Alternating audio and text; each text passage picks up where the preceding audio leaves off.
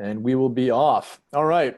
Welcome, everyone, to the next iteration of LA Arts in the age of Corona.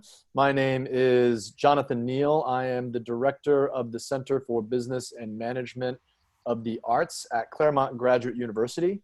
And it gives me great pleasure to welcome Paul Jan Zdunek to our conversation. Paul is managing partner of StrategyZ Consulting and is a graduate of the Drucker School of Management as well, one of our own, and has a varied background, but I think most sort of pertinent for our purposes here, although I think we'll have a wide-ranging conversation beyond this, has served in a number of leadership capacities in arts organizations, including CEO of the Pasadena Symphony, as well as in other places. So certainly experienced when it comes to what arts organizations do and require, and has done quite a lot of turnaround work. So I think we'll have some insights for what's on the docket for the arts and cultural landscape in the next 12 to 18 months, where I think turnaround and resiliency and all sorts of keywords are going to be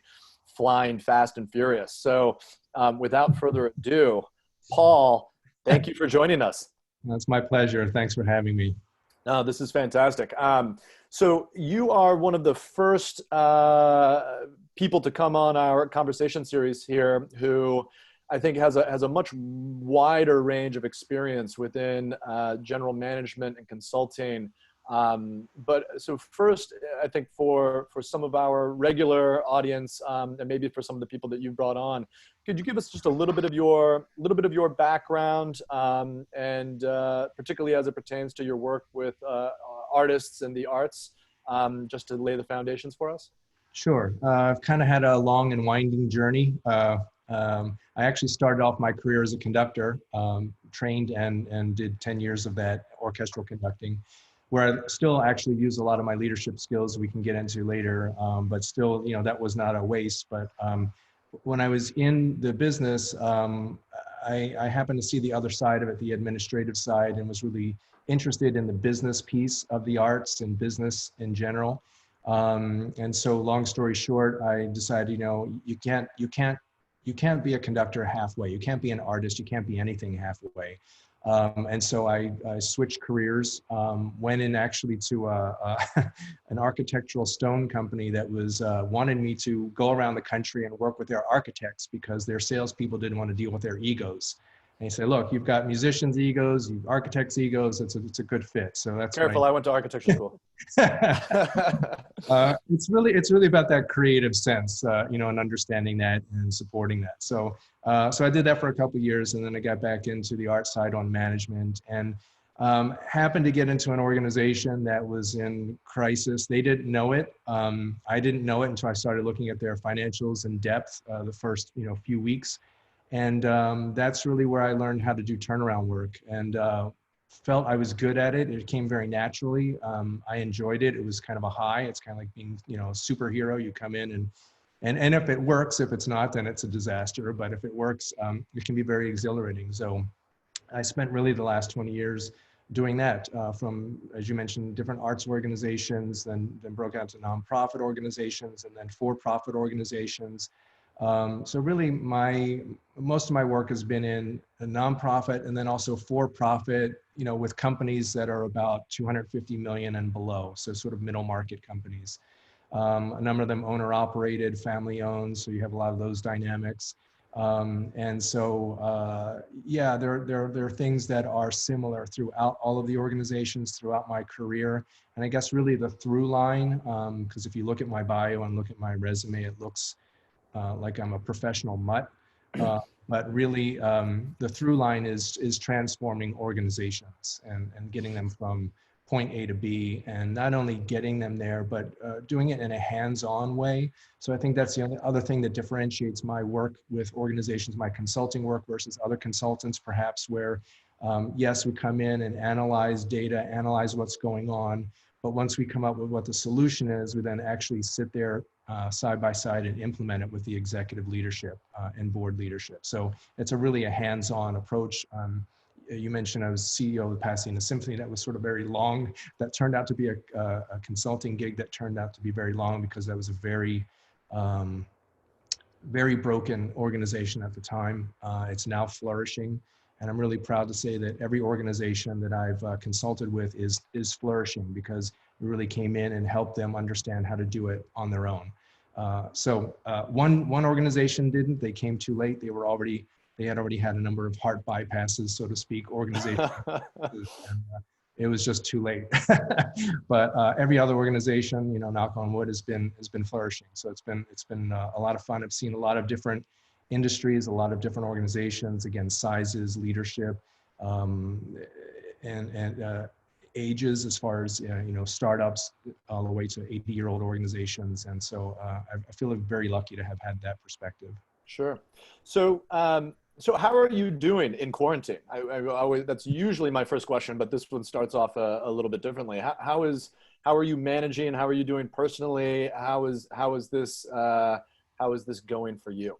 Yeah, I think that's I think that's the hardest question of this conversation probably, because it's not just about how I'm feeling, but I think that that's really at the heart um, of this whole interesting mess. I mean, yes, there's this virus that we have to deal with it, but I think that what's really setting everyone on edge is the various versions of what's going on now, what's going to be happening in the immediate future, where we've been. So that sort of lack of correct information, or not even correct, but just multiple versions of information. I mean, even just this week, you know, and I was preparing for this question because I know you asked everybody this, but you know, even this week, I was really feeling good. You know, California, Los Angeles in particular, has been really on the forefront of doing what they need to do to open back up and to keep everyone safe. And yet, yesterday, you know, California said we're locked down for another 2 months. I mean, it's just like, you know, you move ahead and then you pull back. And you know, that said, however, I'm reading more again today, and it's kind of like, yeah, we're shut down, but we're also opening up. So it's, you know, it's this confusion, this multiple versions of what's happening is really making people anxious. And quite frankly, that translates to our conversation today because, you know, I think at the top of everyone's list when they complain about their boss or complain about their organization or complain about their colleagues, it's about communication style, information, transparency. You know, I think if 2 months ago, LA, California, the US would have said, you know what, we're going to be locked down for 6 months. Then people, they say, okay, 6 months, I'm going to lock that into my brain. I'm going to set my expectations. But to say it's going to be a few weeks and then, oh, it's a couple of months. Oh, now it's another couple of months. Oh, we may not, you know, have anything back, especially in the arts in LA, until next year. I mean, that's what makes people crazy and really feeling depressed and anxious. And so I think, you know, I don't think I'm any different than anybody else. I think, you know, you kind of go ups and downs and ins and outs. And what I've been doing positively is trying to prepare for when the world does open back up again, both personally and professionally. You know, not just sitting around kind of forcing myself to get that to-do list done that I say I never have time for because I'm so busy. Well, now I've got that, I've got the time, so no excuse. So that's the personal, you know, work around the house and reading and sort of educating myself. But then also professionally and just making sure things get lined up so that when the world does open, you're not starting from scratch. So, yeah, I mean, that is a good entryway into our conversation here. A number of arts organizations, a number of organizations in general have had to shut down or move to a completely alternative way of operating. Our university has had to do it. A number of the museums and the arts organizations have completely put their seasons on hold until 2021, so on and so forth. Yeah. What, in your experience, what are the kinds of what do you think are the specific challenges internal to those environments and those management teams? Communication is obviously important, but what kind of communication do you think is important for those management teams and those leadership teams to be doing? And what kind of self-management is important in those scenarios too, in terms of how to either exude confidence or to exude honesty or to get everybody pointed in the right direction. What are some of the things that you do, both personally and that you counsel others to do? Let's say in those early stages when you're faced with a kind of impending set of almost existential challenges. Yeah. It's interesting because the last time we had this kind of crisis and had to deal with it was, 2008, 2009 with the financial crisis. A different kind of crisis for sure. This is bigger because everyone's locked down and everyone's, I mean, it's a different kind of landscape. But really that time and now this time really shows organizations cracks. For those who were not prepared, for those who were running on the edge, for those who were really not organized already internally, from a team perspective, from communications, from a team strength perspective, this is just going to knock. It's like a tidal wave. It just knocks them out. And you can't. Yes, you can learn how to start swimming again and get out of the wave, but I think it's much better to be prepared. And this sort of reminds us that. Just like I was reading in California, sort of that rainy day fund, we've got to prepare for that rainy day fund, whether it's financial or whether it's team culture or whether it's organizational strength. And, we constantly need to be doing what we do better. So, one of the things I have these, a lot of times people were asking me, okay, well, when you go into crisis situations, and I know you work with different size organizations, different kinds of industries. What are those key things that you look at or that are key to the turnaround? Right. And I'm like, I don't know. I mean, everything's different and every organization is different, which is true. I mean, you can't just come in with your bag of tricks and say, hey, this worked last time, so I'm going to try it here and see what happens. I mean, you have to really be working in real time. Much like you do with patients, doctors and patients, just say, hey, you have a sniffle, so that's what it is. Here's some medicine, get out of here. And so I came up with these 6 things. It's, basically 6 strategies. And one of them is to develop, a key team, a sort of a racehorse team. So hire the best and fire the worst, because really it's not just a top-down leadership in these cases, in crisis or in normal times. It's really having that bench strength. Constantly improving that. So, and do you look for that? Sorry to interrupt. Do you look for that team internal to those organizations, or is it a mixture of internal and external? Yeah, I think. Sorry about that. I'm not be able to grab that, but it will go away. That's right. I think that's a great question. One thing I want to bring up today, because in this time we're probably all thinking about what are we going to do next, and organizations are also probably thinking, who do I need to keep, who do I need to let go. I think it's important to look both internally for sure, and not just say, well, this person is a marketing person, so there's no other way they can do operations.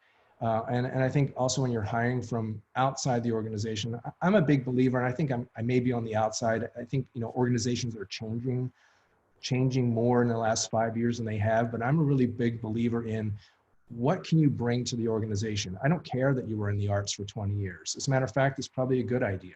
I think that, and again, there's no easy answer to this, but I think you have to look around at what your resources are currently, where you want to go and what you need, what kind of resources you need to get there. And I'm not just talking financial, I'm talking about human capital as well. Sure. And bring people into the organization that makes sense. What I've been seeing a lot, especially in the last 10 years, is kind of these knee-jerk reactions to bad management. Boards were like, well, we've had this, this person or these people as executive directors for the last 20 years. They've all come from within the industry. Let's get someone from the outside. Let's get a corporate person in here. Yeah, that may be a good idea. I'm not saying it's not a bad idea, but it's not one or the other. It's what do you need, and is that corporate person going to be the right person? So same thing with corporations, by the way. I think this is why I loved, you and I talked about this the other day, it's why I loved about going to Drucker School. He 60 years ago had this figured out, that there are positives in both the for-profit and the nonprofit, and let's bring those two things together. So I think that as a long answer to your question, but basically I think you need to look at what do you need? What are the skills? What are the experiences you need? And then bring people on that have what I call the 3 C's. They're curious, they're creative, and they're committed. And if you have that kind of team, that can do anything, go anywhere. Yeah. I mean, this is one of the reasons why I think outside consultants are often necessary, even though there's sometimes an internal knee-jerk reaction against bringing in outside consultants, because the perspective is often you've been inside of this organization and you're always looking around at the same team and the same people, and it's difficult to get outside looking in, right? And it's difficult to get a position, a perspective that gives you a little bit more objectivity or a little bit outside. And often that's really what you're hoping from a good outside management consultant, is just this sort of sense of objectivity, usually telling you what you already knew, usually telling you something like, but not the sense that like, it's what you knew, but you weren't capable of admitting to yourself, right? What you knew and you weren't quite capable of operating on. And it's, you're getting someone who's giving you license to do it. It's like, you knew this, you were too afraid, or too shy, or there was something holding you back. And so I'm going to give you the authority or the license to go ahead and execute on this thing that you always knew. And it's like, oh, Yeah, you're like right. a life coach. It's like a life coach, yeah, right? life coach. Yeah. It's like, or like, treadmill already. permission from your parents, right? So it's one of those things. But I see this often within arts organizations too. It's like, because it's so also, in terms of building those teams, it's so hard to find these other individuals. I mean, I like very much this idea of like looking around at the human capital that you have and not being convinced by the labels that people use for themselves, and thinking that, oh, you have someone from marketing or someone from fundraising or someone from operations who's capable of doing these other things and providing them the platform or the opportunity to get engaged in other parts of the organization, which is, frankly, within the arts organizations, adaptability, flexibility, and that kind of commitment is super important, right? I mean, especially when you scale down. Exactly. Yeah, when you've got a staff of 6 or 10 and everybody's got to do everything from crafting the all important donor messages to taking out the garbage after the gala. Those are things that you've got to be able to do, and everybody's got to assume that you're capable of doing it. But often, when you want to take the next step, you're looking for that outside talent, right? You're looking for the outside people, and it's often, I've found, challenging for these organizations to find that and to identify that. It's often hard for the directors and the leaders to be able to go out and really make those hires, or frankly, to make those fires kind of quickly. So how have you counseled the leadership in these organizations to make those, let's, for lack of a better word, human capital moves, right? Yeah. How do you get them to do those things quickly? What kinds of stories do you tell them, or what kinds of processes do you put in place so that they can finally execute on that? Because I find that specifically within arts organizations, a lot of nonprofit organizations, very slow to act, very relationship driven. It's a tough environment, lots of good reasons to keep mediocre people working, lots of bad reasons to keep toxic leadership in place, but they managed to do that because they've got relationships with board members, everything else, right? Absolutely. Relationships get in the way. So how do you navigate that? It's an excellent question, and quite frankly, that's at the heart of most dysfunctional organizations, is the human capital, people relationships part of it. No matter whether it's an arts organization, nonprofit organization, or quite frankly, the largest billion-dollar corporation you could think of, multi-billion-dollar, it's people. Every time I walk into an organization or a department of, and they're having trouble, it's because of the people. That's not 85% of the time anyway. 15% it's, the widgets that they sell, or the mission that they produce, or they're copying something else, or it's just a bad program. But 85% of the time it's the people, and it's for all the reasons you mentioned. And so, there's a lot packed in there, but essentially that's why you do need someone who you trust to come in and say, here's what's happening. And it's interesting because the other thing, we talked about the 6 strategies. One is that hire the best, fire the worst, but the other is making sure that you have a board of directors that has their own networks, separated networks. So if you have 20 members of a board of directors, they all come from different networks, and as best you can, and I know this is challenging in smaller areas, but as best you can, they are not friends of, they are not, their networks do not overlap. That helps you fundraising wise for sure, but it also helps in this decision making because yeah, I mean, you have relationships and you don't want to call each other out even around the board table because that's your client or that's your neighbor or that's your best friend. And it's a dangerous situation if people don't, leave their personal life at the door, which most people don't. I mean, as much as you want to, it's hard to do. So I'd say that, and this happens, this is quite frankly, this is in corporate world too, especially as I said, this in the middle market in particular, where it starts as a family business or friends get together to do a startup and they don't want to call each other out because they're all friends. And even though they're all very powerful in their own organizations, it's tough to, and so what happens is that the organization stalls and doesn't make the real decisions that it needs to. The other strategy is don't let ice cubes become icebergs. But if you have the situation where you have personal relationships, you have a board that's all interconnected, you have people who aren't really holding each other accountable, those ice cubes that were very tiny, small things start to become larger and larger.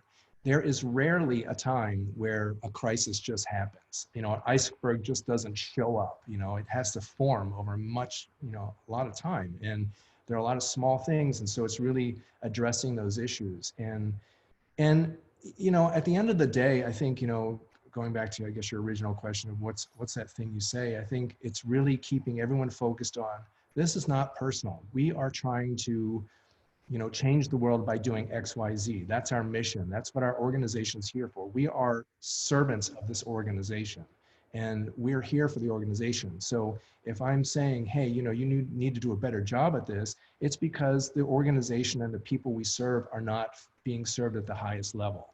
Not because I don't like you, not because you're terrible at your job. And quite frankly, I think that it's, we're also conflict averse. And so, going back to those ice cubes, if you don't get comfortable not calling people out, it's really, look at the flip side of that. The positive side is supporting people, right? I don't know how much you're familiar with Netflix culture, but they're the ones who really, I know Google and Apple and others, said this, but Netflix really changed the way they look at employees. And, the person, her name slips my mind, but the person who sort of designed it, she was the chief human resources officer at the time. She was saying, she hates those annual reviews. It's like, here's all the stuff that you did wrong in the last 12 months, and here, hopefully you don't screw it up the next 12 months, right? That's not effective. She said, basically it's much better to, when somebody does something good, no matter how small it is, tell them right then and there, because they'll probably do it 8 more times that same day. So it's really flipping this idea of we want to fire people right away. We want to write them up right away. We want to have an issue with them right away. Well, maybe they're having something in their personal life that's affecting, their performance. Maybe they're just, to Jim Collins' Good to Great, maybe they're in the wrong seat of the bus. Maybe they should still stay on the bus, just get in another seat. And what can they do that you can maybe transfer them to another department, another role? So I mean, I think there are a lot of different ways to look at it, but absolutely. And to kind of finish out this question, you have to be doing that all the time. Not when you have a crisis, not when, so-and-so has been screwing up 20 times. Address it first time, and quite frankly, if you have the opportunity to rebuild, bring on a racehorse that doesn't need to be managed. That's right. that culture of what I like to say is owner-operated culture, that every person from the founder to the front line feels like they have real ownership in the company, whether they do financially or not, but they feel like, well, what I do is going to affect this organization, it's going to affect this population, it's going to affect the mission. And if you have that kind of self-discipline, you don't need annual reports, you don't need write-ups, you can really, can you imagine taking all that time and focusing on doing great things rather than managing people who aren't good at their job? Right. And if they really aren't, another thing, you mentioned that if they really aren't good at their job, you need to address it. Why? Because there are 2 social theories where people are constantly these are organizational behavior theories where you're constantly comparing yourself to other people, right? I mean, we do it on Facebook, right? You have people who are depressed because they're like, oh, my friends are having such fun. Look at what they're doing, you know, even though it's a fake background. Not anymore. They're not doing it. You know, so it's that kind of, where do I sit in social class? But then there's also this comparison theory, like you would do with your siblings. Like, well, why is mom treating, you know, him differently when I did that? So people are, that happens in employees. You know, they're constantly seeing, well, if you're not addressing that person's behavior, then why can't I do it? Why am I busting my butt? And why am I trying to be excellent when they're not addressing that? So what happens is that you can have, you know, 100 people on your team and 99 of them are racehorses, and you have that one slacker. And those other 99 are watching to see what you do with that. Right. And if you don't do anything, you're going to bring down the other 99. They're going to start looking for other jobs and doing other things. So what you're doing, again, counseling people, I say, do you really want to have to replace 99 people when you can just deal with one? So, I mean, you know, the data and the facts and if you put it that way, it's like, oh yeah, maybe I should just deal with that one person rather than have to fill 99 more positions that are going to leave. Right. So, long answer question. No, long answer, and I want to follow up. So I've got two questions. One is, how does that work though when you don't have teams of 99, right? Where you've got an organization of like six. Right? Yeah, or three. So it applies. I know the same principle. I'm sure applies. It's just it's a very different, right? When you're basically looking at getting rid of 33% of your organization because you've got to replace the one person. But again, look, don't let it get there, right? Yeah. Don't let it become icebergs. You're talking about firing people. I mean, so, and again, it depends. So like, again, I've also done interim work where I come in, I'm the interim CEO, I clean up the mess and then hire my replacement. You know, if you walk into a situation where, you know, I usually walk into a situation and figure out what resources can we keep? Again, put them in different places, rearrange the puzzle to make a different picture. If you can do that, that's the best thing. There are times when you're in a crisis, like now. Well, this is different. This is where I go back to that 2009 crisis. That was a financial crisis, right? I mean, you know, it was a tighter timeline. It was, although I guess you could say everybody's affected. And so you have to really think of, again, what do you need? What do you have? What do you need? And how can you rearrange? There may be times where you can't rearrange. You're going to have to, you know, eject that piece and bring in another piece, but you got to do it. You know, you can't just keep waiting and hoping that that person who hasn't changed for 20 years is all of a sudden going to change because you're such an awesome leader. You know, I mean, you know, I keep going back to the other theory that, you know, we are formed as people by the age of 6 or 7, our personalities. So if you bring in someone who's not going to really give it their all, or who's really cantankerous or whatever, and you think, well, you know, I'm a really great boss, I'm going to change that. It's not going to happen. I mean, you can mitigate it. And I see this also a lot with boards who have executives who are not performing. What they'll do is they'll send them into, you know, basically professional counseling. And I say, look, you can spend $20,000 over the next year or two if you want, but it's these things that you're trying to change are not going to change. You'll mitigate them, and you'll just, quite frankly, just piss everybody off. You'll piss them off, and you'll be pissed off because you spent $20,000. You shouldn't have. So I think it's really important to you know, at times to say, look, this is not working. You know, you've worked here for so long. Here's a nice package. We'll help you get a new job, and then bring somebody else in. But once you get to that iceberg and crisis, then you're starting to fight, and you've got bad blood and bad feelings. Right. It just, that starts to ripple into, especially, you know, arts and nonprofit organizations who are all about, as you mentioned, feeling and mission and caring. Right. So that's where that kind of hurts. So following on that, why don't we let more nonprofit organizations in the arts and otherwise hit the iceberg and sink? Why don't we let them fail and allow that human capital to go on to other organizations, move around? Why are we so uncomfortable with failure in that field, whereas it seems to be embraced and much more widely acceptable within the commercial sphere when one of the basic measurements that you're looking at is the bottom line? Well, Jonathan, I'm really glad that you brought that question up because it's on my list of topics to talk about today. But unfortunately, I'm usually on the other side of the majority here, especially in the nonprofit world, not the for-profit, but nonprofit world. I'm a big believer in bringing organizations together, whether they're mergers or acquisitions or even just coming together in some sort of loose partnership, for a couple of reasons. Often I'll be asked, usually by board members or donors, why does this organization exist? This is nonprofit world. Why does this organization exist when, we're here and we're only a block away or a mile away or in the same city? We're doing the same thing. How is that different? And quite frankly, often it's not different. You're doing the same thing. You're going after the same money. You're trying to address the same clients or the same issues. Why not do that together? I think why not do that together comes a lot of time down to ego. It's either a founder organization that is who they are. Yes, it's about the organization they're serving, but it's also who they are because they've created it. Or it could be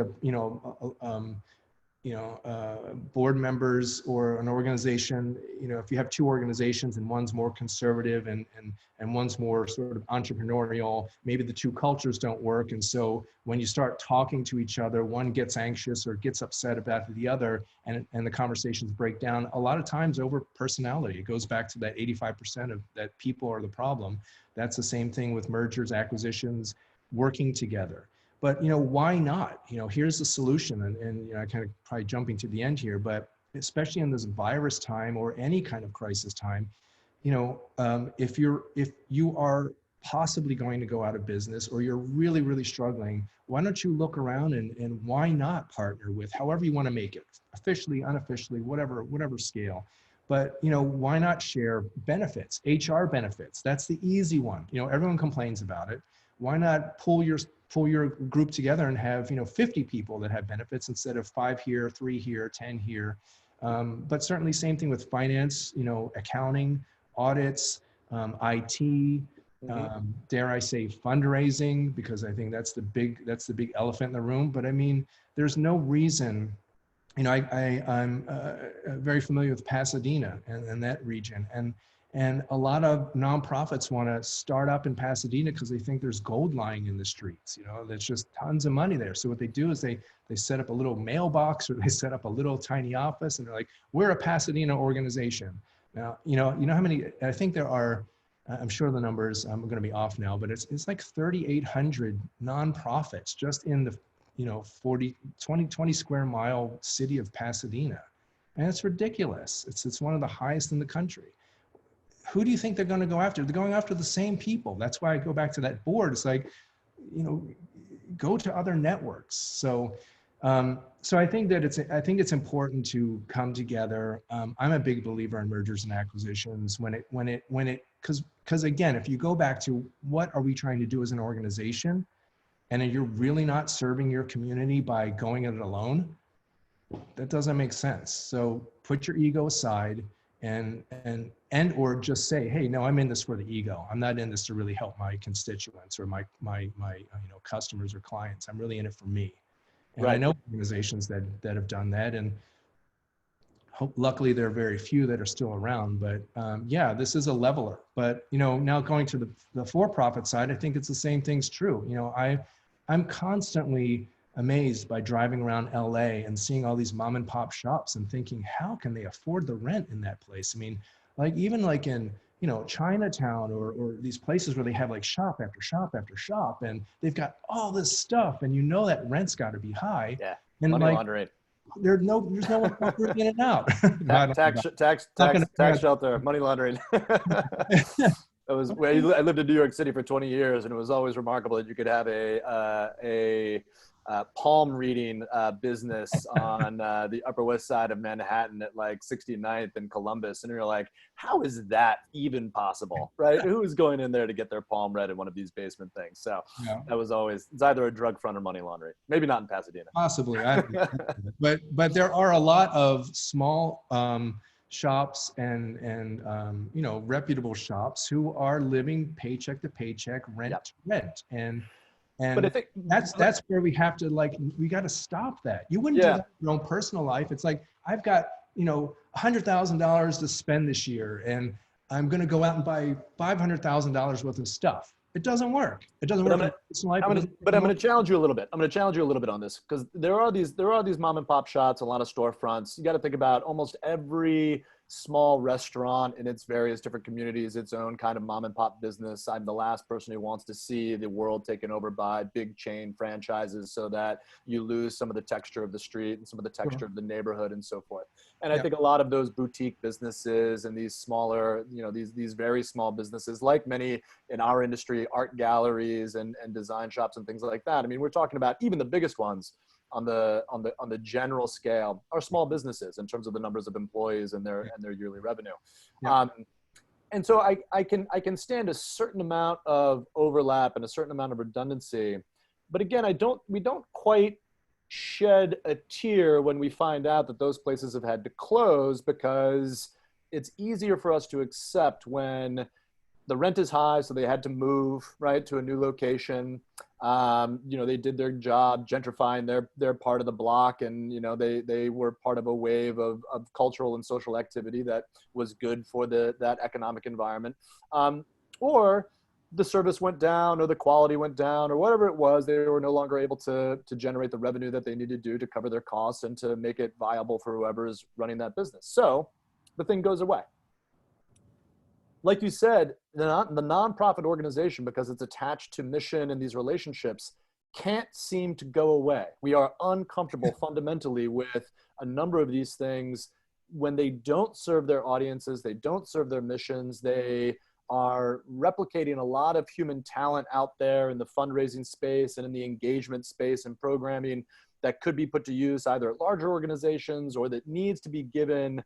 And here I hate to sound more cavalier or even mercenary, but some of this stuff ends up being like these tiny little life rafts for a lot of different people that may need to figure out how to hone their skills, transfer to a different industry, and create some of the upheaval that is positive for. And again, I'm thinking about in the arts and cultural space. Now, I don't want anybody to lose their job. I don't want anybody to lose their healthcare. I don't want anybody to have to face those kinds of circumstances. But at a certain level of abstraction, everybody's faced with challenging conditions on the ground. And the more that you pivot and the more that you actually take stock of what you and your organization are actually doing and who you are serving, the better you might get, or the quicker you come to realization that you need to do something different. Right. I mean, that's a lot there. And I think that goes to the very heart of what's the first thing you have to assess when going into an organization, or assess right now during this COVID-19, or assess during the recession back in 2009. And that's, why do you exist? Who cares? Right. Would people care if you went away? Or what hole do you leave in the world if you go away? And that sounds like a really simple flip question, but it's at the heart of what then creates your mission and your values, and that mission and values drive every single decision of your organization. If you are not locked into why you exist and what your differentiator is, right, not just why you exist, because you could say, well, and I'm seeing this a lot actually in the healthcare system right now. There are a lot of startup healthcare or startup research organizations that are doing it maybe because they want to make some money, but isn't there somebody else doing it? So I think that you have to you have to go down to the ground level of why you exist, and then make sure your mission and your values align to that. And if they don't, then realign it, because it's at these times in crisis that, again, that's where the cracks show. So if you are very certain this is why we exist, and it's authentic and it's inspiring, then exist. I'm not suggesting that there are too many art. It's not like that Mozart.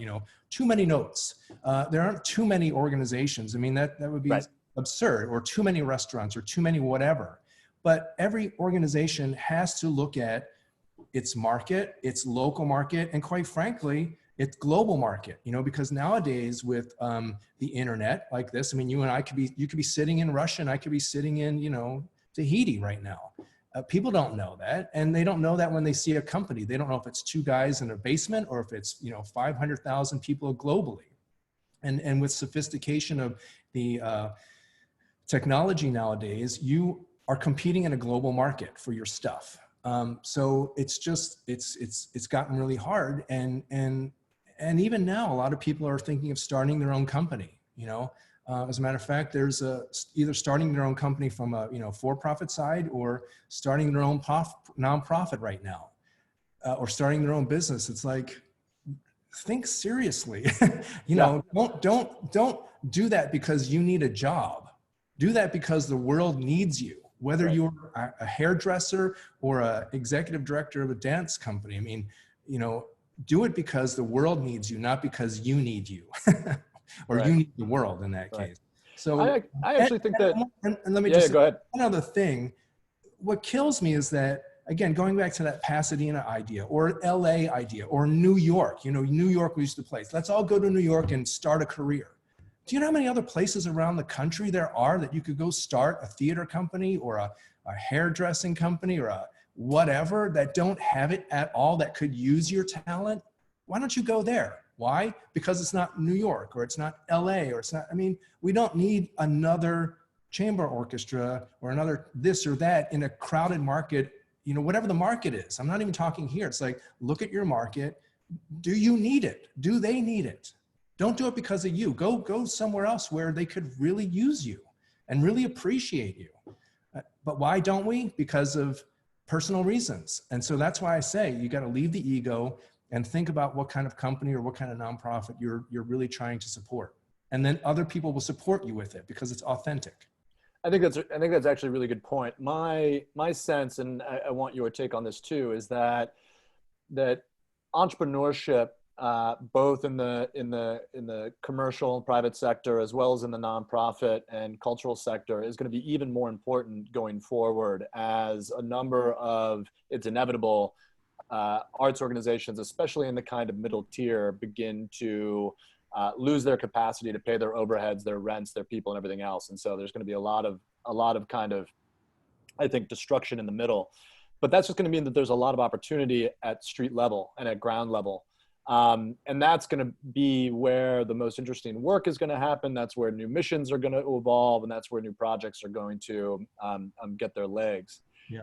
And part of that, I feel, is now going to re-emphasize a little bit more of the local and the regional. Just like you said, a lot of this is going to be about, I think on the one hand, yes, we could be halfway across the globe and doing these and doing these things. You wouldn't know the better. And at a certain scale, I think you can operate on a global scale.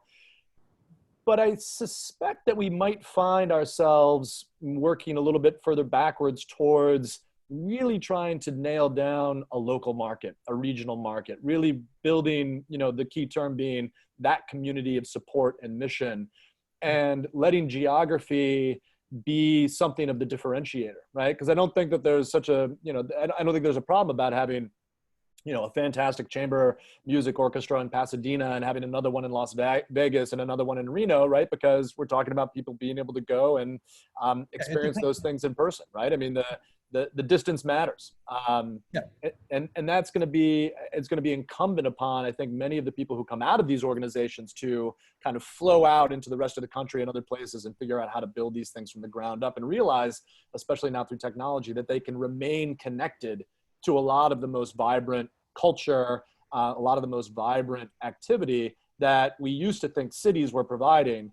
They still are the places that they're providing that, but they may start to seed outward from these centers that remain so important to us. Right. And they should. And I think that at the end of the day, you have to, I think that nonprofit and for-profit are the exact same thing, except for, of course, the things like some tax code. Right. But and the money that you make in a nonprofit goes back into the nonprofit, whereas extra money may go to state shareholders and so forth in a for-profit. Other than that, it's the same thing. The salespeople and the marketing people are the sales and marketing people. The development fundraising people are your salespeople in a for-profit. Right. All the same though. So, and when I say, again, to either organization is, if you want to start something, if you want to assess should you exist, look at your market. I mean, that's what a business plan is. Do we need to exist? If there are five, so we're going to the chamber orchestra, if there are 5 chamber orchestras within 10 miles, do we need a 6th one?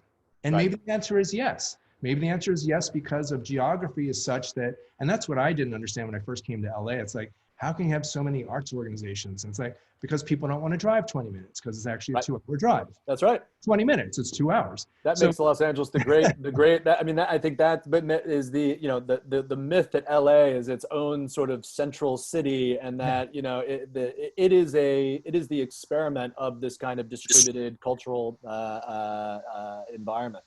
yeah, yeah. So again, there's not a number. There should only be X amount of anything in any particular area. You have to make the case that you should exist, and this is why. To sell it in a for-profit to your investors, or to sell it in a nonprofit to, I also call your investors, your donors, Right. because and I think that the stakes are, well, the stakes are high in both, but the stakes I think are even higher in the nonprofit because you're taking the community's money. You are responsible for spending someone else's money. And so many people, and I find this in particular with boards in many cases, because they think, well, it's somebody else's money, even though they wouldn't make those decisions in their own business because it's their money or their shareholders' money. But somehow it's like this monopoly money we have in nonprofits. And you can't think of it that way. You've got to think it's coming out of your own pocket as your own donor. That's why I go back to this owner-operated idea. So if we start thinking that way, or continue to not even start thinking that way, to continue to discipline ourselves to think that way in good times, so pre-COVID-19, and I dare to say after COVID-19, because as human beings, just after 9/11, I remember 9/11 for like, I don't know, probably wasn't even that long, 2 months. Everyone would look you in the eye when they passed you and say hello and be sweet and loving. 3rd month, 4th month, that started going down. And then, by 6 months, we're just back to ignoring each other again. So I think as human beings, after COVID-19, and we've figured this out with the vaccine, and we've gotten our organizations back in shape again, we need to continue the discipline that we're thinking about right now. Look at the wants versus needs. Like, what do you need to survive right now? Not what do you want to survive. And I think kind of coming back locally and even nationally to arts, musicians, you mentioned, musicians or concerts. I know that the National Union has fought the recording, it makes it very difficult for organizations to have recordings and media agreements that without killing the organization. And yet we're in this technology phase. Same thing with theaters. I was interim for a theater, and it was at that time of the 99 seat. And it's like, you're killing people, right? I mean, so yes, I think we're past this. I mean, there are always going to be organizations that are going to take advantage of their employees. All right, I get that. And I understand that's how unions in particular and laws and regulations come about.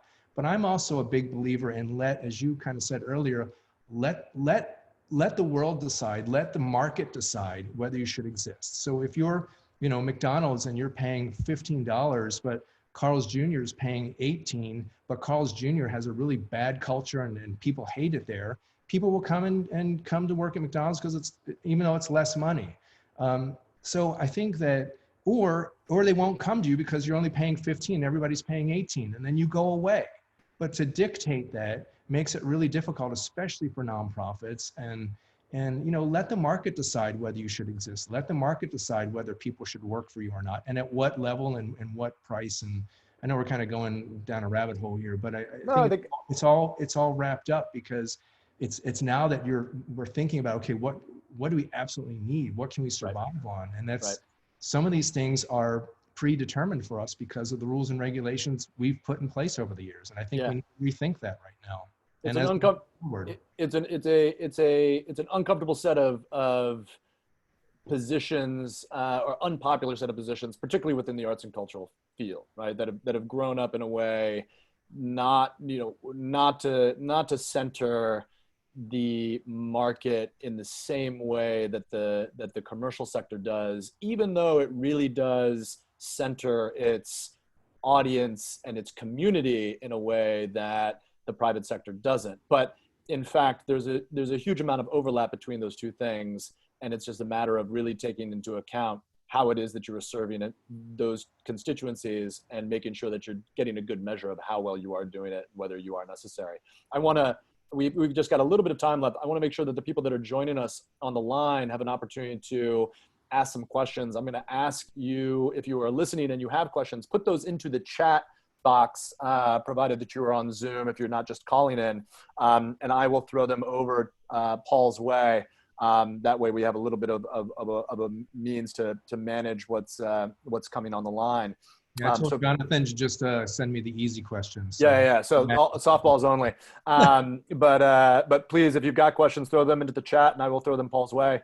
And while the fingers get busy typing, what, have you seen anything yet, or do you have ideas for the next 6 months, 12 months that you think would be interesting or important, or would be a good barometer of how we are doing in the future? And I'll give you a couple of examples. It sounds like one kind of, once we're going to begin to see some sort of M&A activity within the arts and cultural sector, I'm sure of it, right? Another place that I thought was interesting with regard to the regulation piece that you just mentioned, the American Association of Museum Directors sent out a notice to everybody saying that to their membership, saying that no one was going to get sanctioned if they were going to use funds that had been earmarked for acquisitions for their various different operations, or to help out with personnel. And also, if they sold work, that some of the money from the sales of those works would be able to go, or at least interest from acquisition funds that came from sales of work would be able to be put towards operations for the next 24 months. Those are sort of interesting moments of kind of pullback on it's not exactly a government regulatory regime, but those are definitely things that hew to conduct within the arts and cultural space and the nonprofit space. Have you seen things like this? You've seen sort of positive moves in that direction in terms of what people are able to do, maybe in the healthcare space in particular as well? I think you hit the nail on the head. I think that is what's really fascinating, and that's what I hope will continue after this COVID crisis, where we all start feeling okay again. It's interesting. I was even just reading today about how California is thinking about relieving some companies of environmental issues. And I'm not suggesting that. I'm just saying that we create the barriers around us. Some are put onto us, some are self-imposed. And this time is really having us think, well, do we really need that rule? Do we really need that regulation? Do we really need to do this or do that? And it's interesting. I think that goes back to, I think people are loosening things up because they're thinking, is that reasonable to loosen up? Is that reasonable to maybe change our way of thinking? And to me, that's the silver lining, is that people are starting to think, well, maybe we can think about this industry differently, or maybe we can think about this organization differently. We've been doing, and again, this is both sides, for-profit and nonprofit. We've been doing it this way for X amount of years. This crisis is allowing us to maybe rethink it. I would hope that people keep this time of rethinking, repurposing, and use that as a discipline forever and ever going forward. That's how you will avoid the next crisis that's coming, because it's coming, right? I mean, it's not like we're done here, like we're finished with the crisis. So to me, that's the silver lining that I hope people will really rethink. Even we were just talking about the media with the musicians. It's like, really assess why that needs to be in place. And now that you're loosening it up, I'm really amazed by how much music and culture and nonprofits really matter. I mean, if you look at the social media, 80-90% is nonprofit, arts, culture related. To me, that's hopeful. That's the silver lining. That's good. I hope we won't forget that, because we always think about that when we're in times of crisis, and that's not right. when everything's good. And exactly, not when everything's good. So this is far from a softball of a question. Mark Todd is asking, how would you counsel both nonprofit and profit organizations to navigate the next 6 months of both the viral and political landscape? Political is tough because that's changing at every moment. And it's, I think, don't Don't worry yourself about the political. Quite frankly, I think that it's what we've been talking about. I think organizations need to sit down, whether they're, for profit or nonprofit, and really take stock in what resources they have, what they need, who they want to be, do they want to keep doing what they've been doing, who they want to be in the future, and really take this time. It's kind of what we started with, take this time that you never have. We always say we're too busy to plan strategically. We never have time to do X, Y, Z. You've got the time now, even virtually, to really sit down and be very honest with yourselves about, do you need to exist? And if so, what's that going to look like? And forget about the noise that's outside, because you need to make the case that you exist for whatever that is, whether it's real estate or, like I said, or a museum. You need to say, yes, this is why we exist. If we went away, it would be tragic because, and then build your case and your business around that, because the noise will always be there. Whether the political scene is what it is now, it's going to be different in 12 months, it's going to be different in 12 years. But your organization hopefully can sail through it if you're very focused. So another question from our audience: since you've worked across both commercial and nonprofit sectors, as well as arts and non-arts related sectors, specifically speaking about the arts sector, what is the sort of the term that was used, workplace toxicity? What's the unique problem that the arts sector has, in your opinion, if it has one? You used, or the questionnaire, the question. Workplace toxicity. I didn't use that. No. This is coming, but I'll go there. Like, what is the? I think what sets the arts sector apart in its challenges, understanding that it's got similar challenges as all of the other sectors have. Because the arts are created from within. We are not a business. We are something that you can't see, you can't touch. And so when you mix, and this is its own topic, so we could do another hour on this, but when you mix that kind of personal, visceral feeling with, oh, we've got to pay the bills, or we have to pay every actor X amount of money, that those two things are in conflict with each other, because you're creating art just because you need it. You need the world to see it. The world maybe should see it. It has nothing to do with making money. But at the end of the day, and this is where I can put my other hat on, you have to be thinking about that.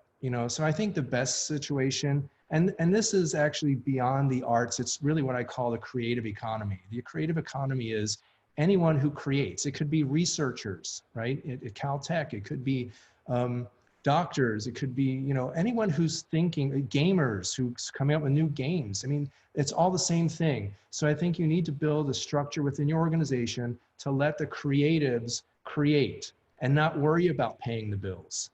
And then also let those folks who are taking care of the organization, sort of the management, the structure of it, let them do their job. And really where we need to get rid of all that toxicity is that we need to trust each other, because both have to exist. You can't just have the art, because art for art's sake, that's lovely. It is, it's great. Then don't make money at it. Go paint and don't worry about selling it. Just fill your house up with paintings, right? That's a perfectly simple solution and good one. But if you're thinking about, again, taking other people's money, then you have to have a structure and a discipline to not just spend. It's other people's hard-earned money. How would you like to have them take your money and spend it? So, I think we need both. It's kind of like I grew up on Warner Brothers cartoons. That's how I learned how to do everything in life. And there's that one famous cartoon with a sheepdog and a coyote, and they went to work together with their lunch pails. They clocked in. The coyote tried to steal the sheep while the sheepdog protected the sheep. And then they'd clock out for lunch and have lunch on a picnic blanket together and talk and laugh. And then they'd go back to work again. That's the kind of relationship, arts leaders and administrators have. They've all got their job. Sometimes it's in conflict, but they're all trying to do the same for the good of the world. Yeah. Usually it's reversed because it's outside that they're making it look like they're all playing nice together, and it's then when they clock out for lunch that they're screaming and yelling at each other and they're having it out. Don't let them see behind the curtain. Right. All right, we're at time, but I'm going to do one last question here. What should an arts organization do differently after this crisis that they might have been doing before? Not rest on their laurels. Never think that they've arrived. Never, absolutely celebrate. So you're not just, oh, we've got to get up this mountain, we've got to get up this hill. Celebrate, but keep looking forward. Do not lose the discipline of every day. Keep the discipline that you have right now every day past this crisis. That is what's going to make every organization successful. And That's those great. thrive. Yeah, I think that's a great idea. I mean, I think that, redoing the organizational retreat from the idea that maybe every other year it turns into, all right, here's our simulated crisis. What would we do? How would we change? How do we simulate? What's the next thing? And make it something that matters rather than a sort of feel good. Here's where we've been and here's where we're going. Right. Do we really need to exist? Do we still need to be here tomorrow? And why? Such an existential conversation, Paul. Thank you so much for joining us. My pleasure. Thank you. Thank you, everyone who was on the line. We really appreciate it. And join us. We're here every Tuesday and Thursday at noon with arts leaders and others from around Los Angeles, just like Paul. So stay safe, stay well, and enjoy your weekend. Thanks, Paul.